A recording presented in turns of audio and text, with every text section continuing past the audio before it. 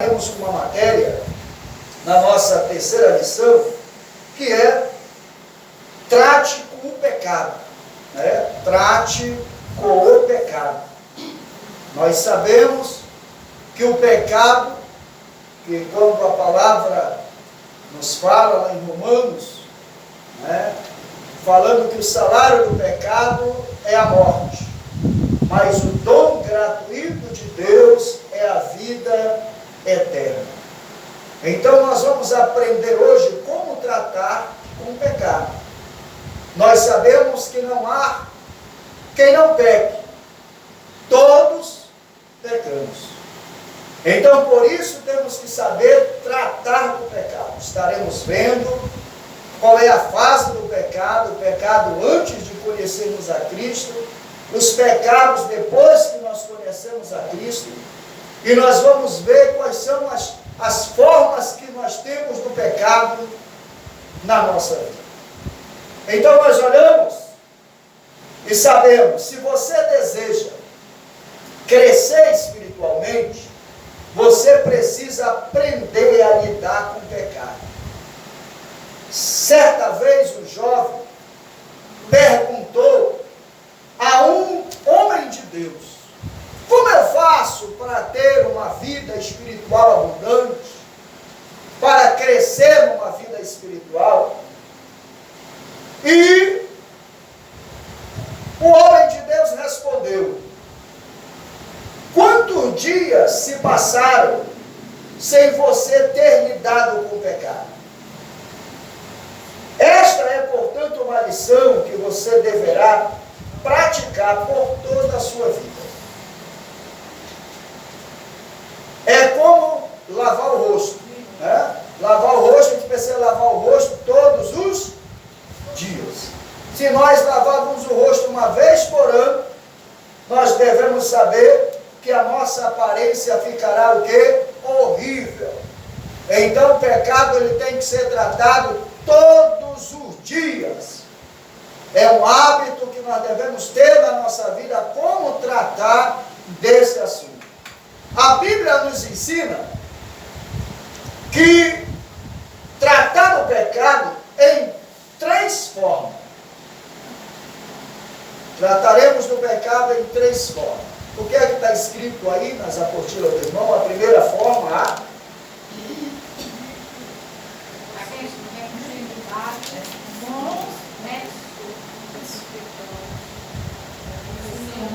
reconciliando com o passado contra quem pecamos.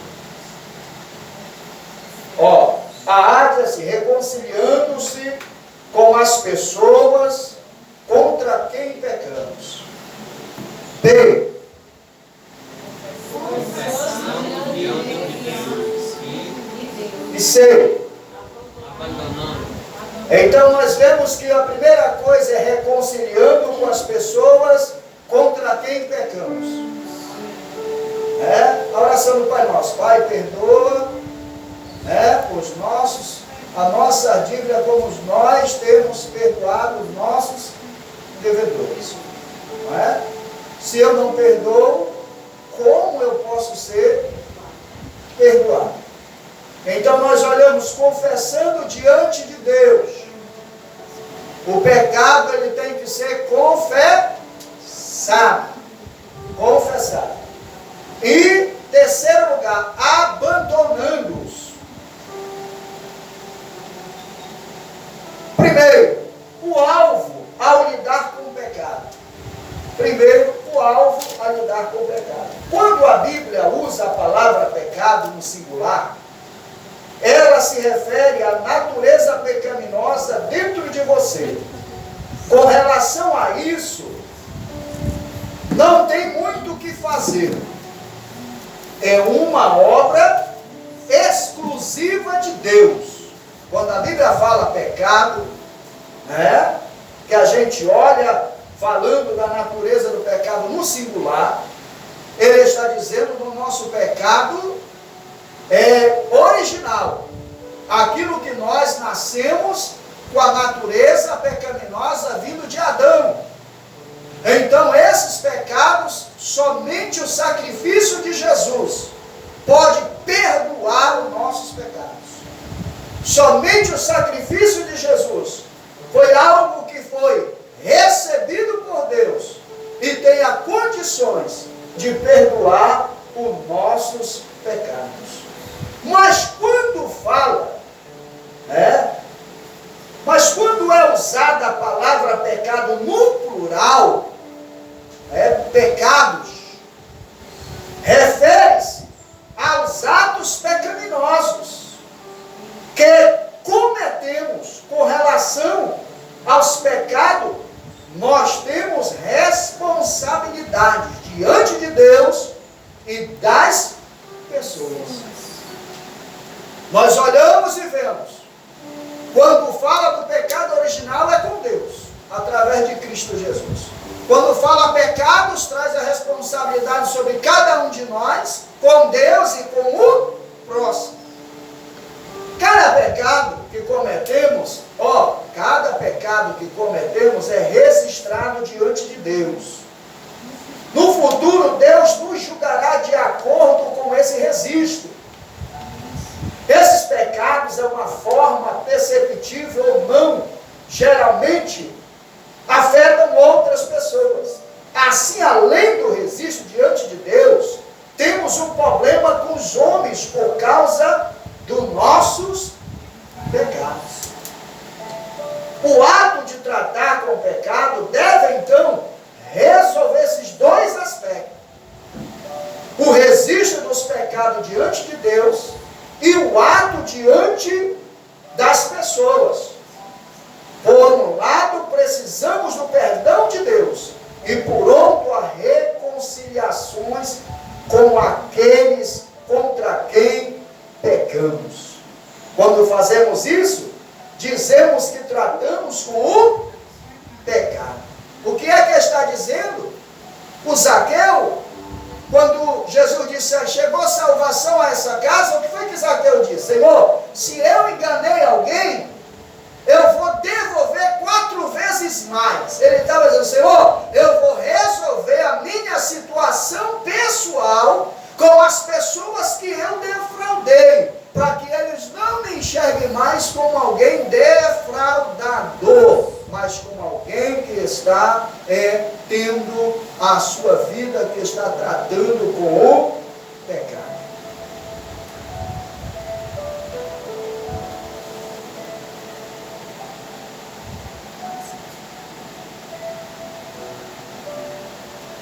É porque a comunhão delas, quem não trata com pecado, é porque a comunhão delas é superficial. Assim a luz que recebe é fraca.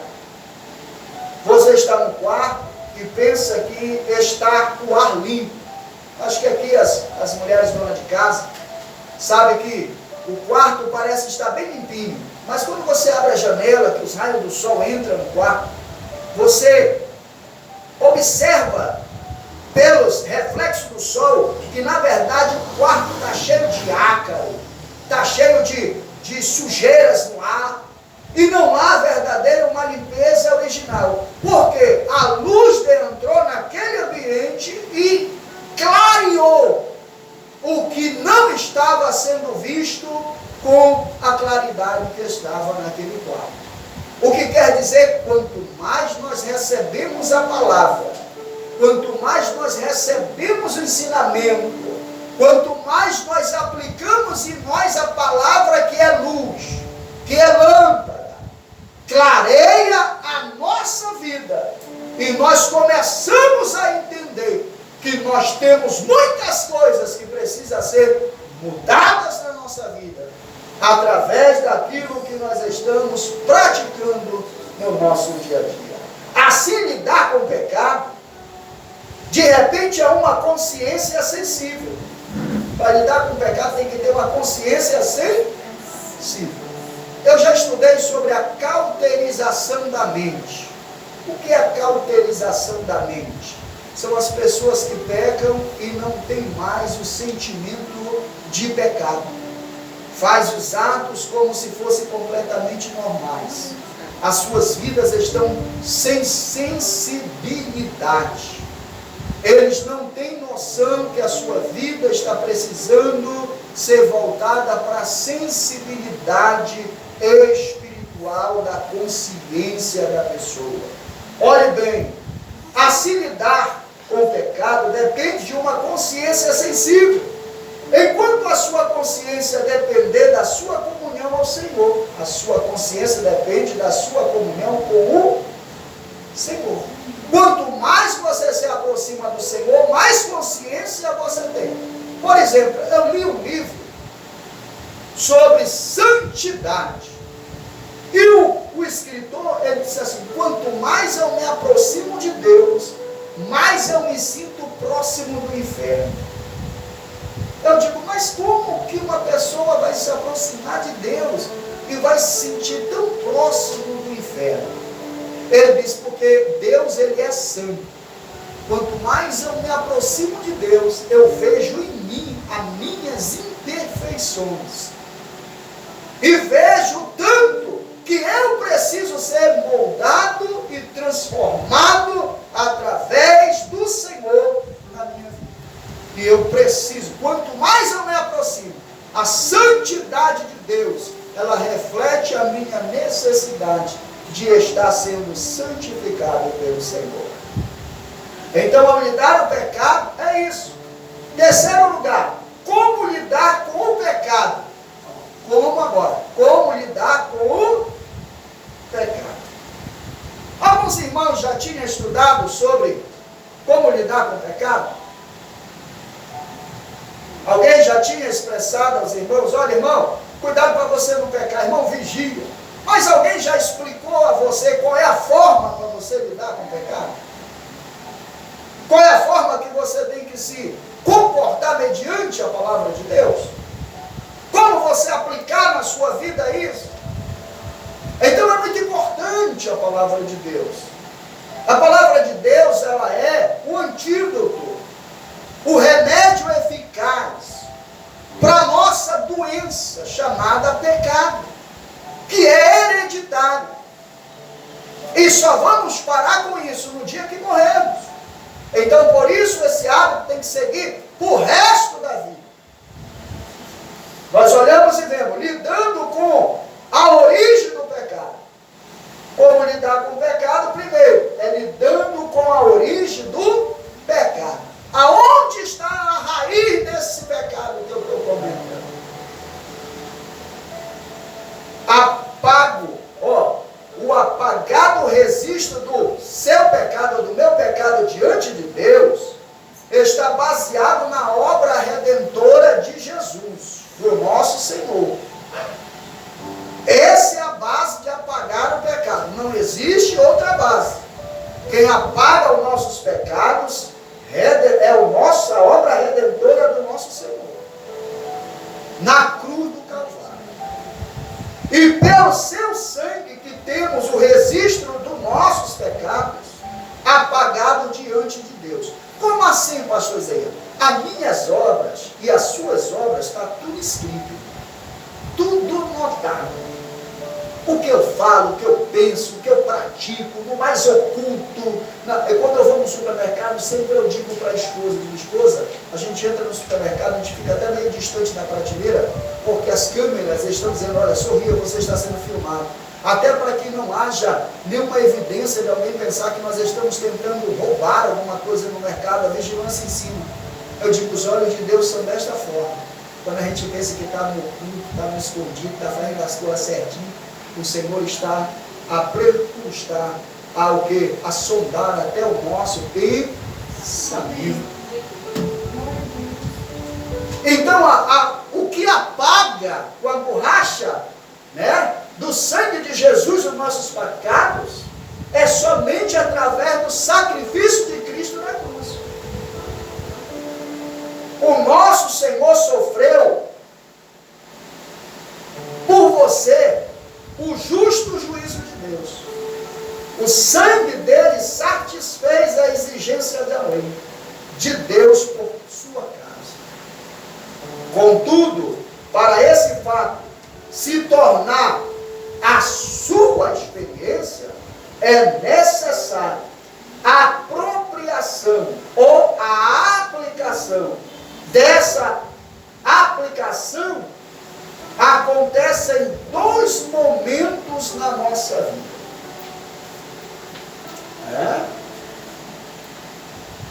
Pelos pecados que você cometeu antes de se converter e os pecados que você tem cometido depois de convertido. Pastor, que negócio é esse? O pecado que eu cometi antes de aceitar a Jesus como Salvador. E os pecados que eu cometi depois que eu aceitei Jesus como Salvador. Vou fazer igual esses pregadores e muitos pastores falam. O pecado que você cometeu antes de aceitar Jesus, que ele não bota o conjugal nós, ele bota só os que estão ouvindo. E o pecado que você está cometendo depois que você aceitou a Jesus. Perdoados pela fé. Isso que lemos em Atos 10, 43.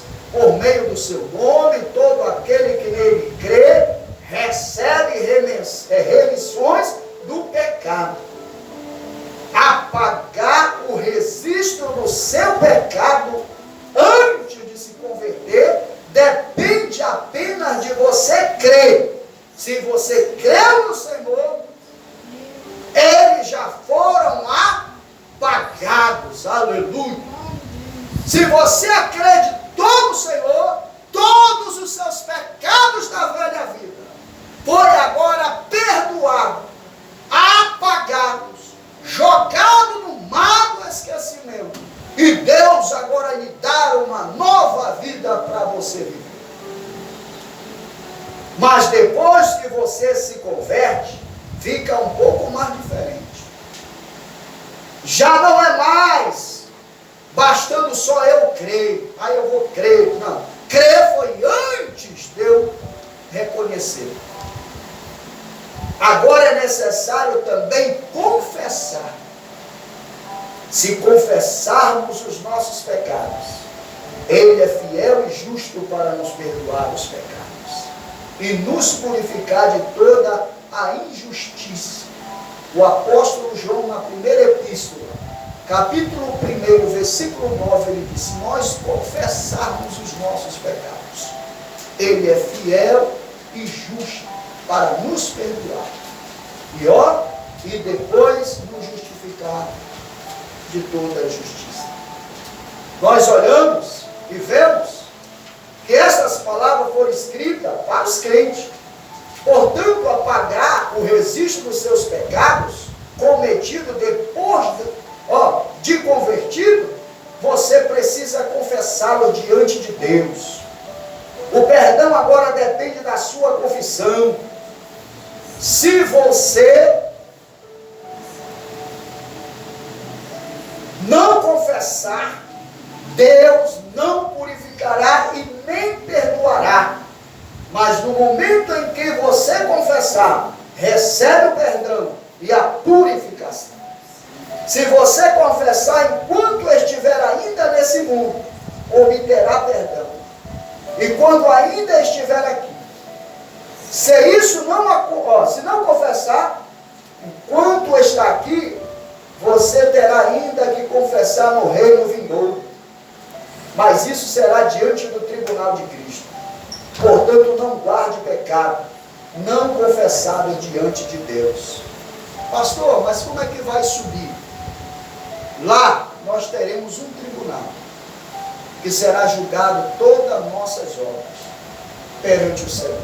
Ah, pastor, mas eu sou crente. Ah, pastor, não, mas lá nós vamos passar.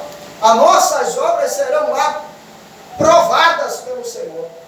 Será provada se as nossas obras são de palha, de pau, ou se as nossas obras são verdadeiramente obras permanentes. Porque se for de ouro, quanto mais se queima ouro, mais brilho ele tem, mais valor ele tem. Porque ele é melhorado através da purificação. Assim vai ser as nossas obras.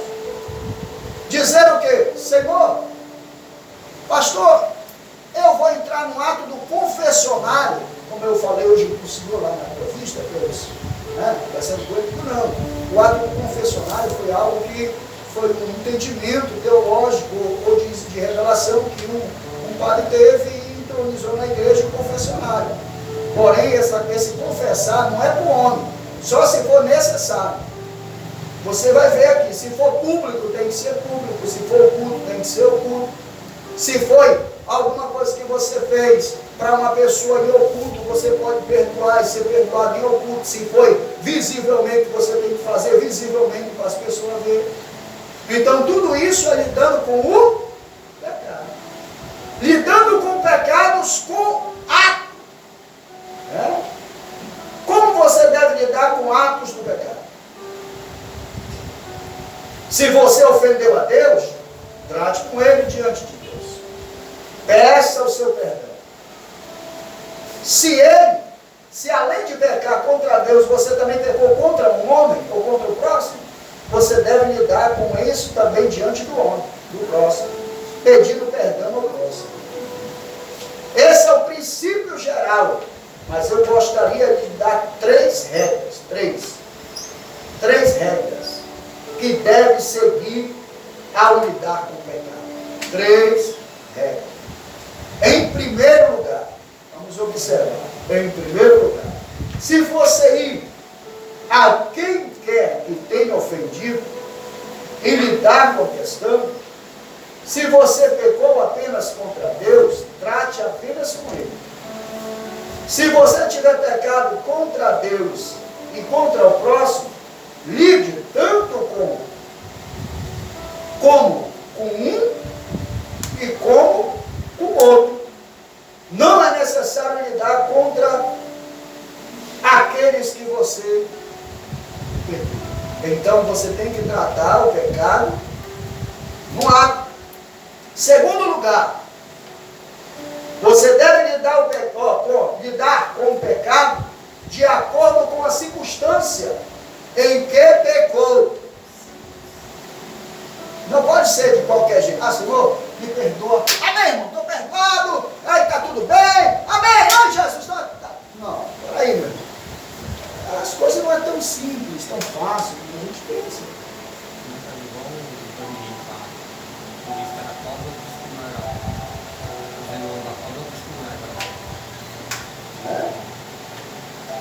E o próprio Salomão disse assim, olha, aquele que peca e confessar os seus pecados alcança misericórdia. Mas aquele que encobre as suas transgressões nunca prosperará. Fala do quê? De eu guardar. Tem muita gente no meio cristão que estão guardando muita coisa. Estão andando, carregando uma bagagem muito grande que não é para eles. Se você, por exemplo, roubou, enganou, fez alguma coisa, trate de se corrigir. Se você confessar a ela o pecado do ódio, se você odia alguém, não gosta de alguém, você confessar para essa pessoa, se você, eu não gosto daquela pessoa, mas você nunca falou para ela, você nunca disse publicamente a ela, ministre uma oração perante Deus e peça perdão àquela pessoa no mundo espiritual, porque você não disse publicamente, mas se foi público, você tem que ir àquela pessoa e tentar reativar. Irmão, eu sou crente, mas eu odeio fulano. Opa, peraí. Eu sou crente, mas eu não gosto de fulano. Eu sou crente, mas aí está faltando o quê? A compreensão de como tratar com o pecado. Muitas pessoas fazem isso porque não têm o conhecimento.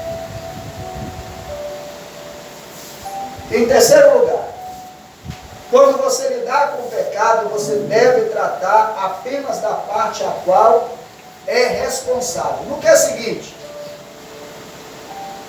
houve um pecado que não era só você, era você mais 3, ou você mais 2. Aí você vai tratar com Deus, você tem que tratar na área que foi sua.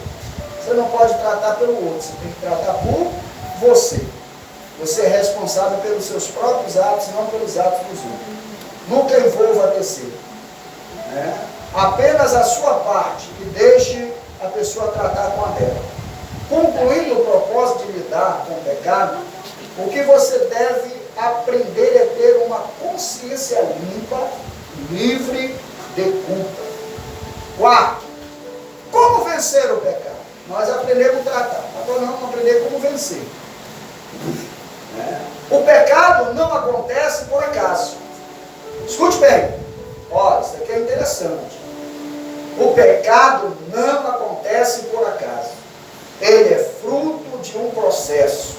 Nesse processo, Satanás vai tentar despertar a sua natureza carnal para fazer algo contrário à vida de Deus em seu espírito.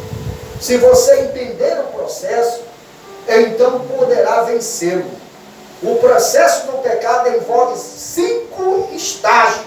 Preste atenção. 5 estágios.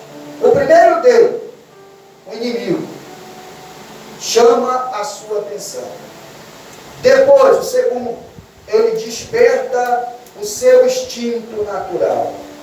O terceiro, o instinto se transforma em desejo. E quarto, finalmente se torna numa intenção ou ação pecaminosa. Nós lemos aqui em Gálatas as obras da carne. Essas obras, irmão, ela vem impregnada no ser humano. Ah, você vai aprender a ser invejoso, isso já vem em nós, mas luta para não ser. Ah, você vai ser orgulhoso, já vem em nós, a gente luta para não ser. Ah, o que é isso? Então, tudo isso já vem na genética do ser humano. Ah, irmão, eu sou tão humilde, dê riqueza a essa pessoa, dê poder a ela. Nunca mais ela é humilde do jeito que ela é. Por quê? Porque é genética do ser humano ser transformado mediante as situações. E a nossa luta aqui é moldarmos a vontade do Senhor. A primeira é a atenção. O que o inimigo vai fazer? Ele vai contribuir para chamar a sua atenção. Observe bem. No primeiro estágio, o diabo vai procurar chamar a sua atenção para o pecado. Ele faz isso através dos seus olhos, ouvidos e tatos. Ele mostra algo interessante que você gostaria de ter. Você precisa cortar o processo antes, nesse ponto, se realmente desejar vitória. Procure evitar lugares, pessoas, circunstâncias que fazem você pecar. Mateus 5,29, Jesus que nos diz: se uma amizade, se meu olho me fazer pecar, arranca ele e joga fora, mas antes de entrar no reino do céu, com um olho do que com 2, a condenação eterna. Então ele fala, num sentido, aquilo que nos afasta de Deus, nos faz pecar, então nós devemos nos afastar. Seja namoro, seja relacionamento, contra o pecado. Pode haver só um vencedor contra o pecado. Tem que ser você e eu. Tá? Agora, em segundo lugar, ele vai trabalhar no instinto. Ele trabalhou o que? Na visão. Por que isso, pastor? Aonde? Como foi lá no Éden? Eva viu. A Eva foi seduzida pelo inimigo. Aqui nós vamos ver o instinto. Depois dele trabalhar nas emoções, nas ações, mexer na nossa natureza humana, e nós já ficar latente para errar. Depois que o inimigo atrai a sua atenção, ele vai despertar os seus instintos naturais. Olha, isso é perigoso. O que são instintos? Instintos são tendências naturais inatas de Deus mesmo criou em nós. Não precisa aprendê-las, já temos quando nascemos. Por exemplo, o instinto de sobrevivência. Por isso não há necessidade de ensinar um bebê a mamar. Não há necessidade. Ensinar não. Ele já nasce com esse instinto. Ele já nasce procurando, né, se alimentar, procurando, buscando se alimentar. A lei da sobrevivência. Não precisa ninguém ensinar para ele. Ele já nasce sabendo que existe também um instinto sexuais, instinto de defesa, a tentação baseada nesse instinto, de forma que depois que o inimigo prende sua atenção, ele vai despertar o instinto. Suponha que Deus dissesse, vamos fazer uma colocação, eu não sei qual é o prato que você gosta, que te atrai, por exemplo, pizza, que é o que está no estudo. Você não pode comer pizza. Aí o que o inimigo vai fazer? Vai colocar uma pizza naquela saborosa na sua frente. Aí você olha para a pizza, aí a boca começa a encher d'água. Começa a despertar em você um desejo. Começa a despertar o seu instinto. Desta forma, a sua atenção é presa pela visão e pelo odor. Nesse ponto você deve sair correndo. Mas às vezes, disso, fica parado. Então, involuntariamente, sua boca se enche de água. Isso é seu instinto. Ainda não é pecado. Você ainda pode fugir. Mas alguém pensa que somente porque a boca se encheu de água, já pecaram. Não desista. A luta e não se entregue. Não faça isso. Sem tentar ainda, ser tentado ainda não é ato do pecado, é o ato do pecado. Todos nós podemos ser tentados. Por exemplo, alguém tem uma tendência a ter um segmento sexual, ou um segmento de uma área distorcida da sua vida. Então ele é tendencioso. Eu vou no caminho, de repente eu vejo alguma coisa de alguém e eu fico tentado a pegar aquelas coisas, mas eu resisto. Aí eu digo, Deus, esse pensamento é pecaminoso, esse pensamento, meu Deus, eu já pequei. Não, eu fui tentado, o inimigo me tentou. Agora eu digo sempre que a consumação do ato é o pecado.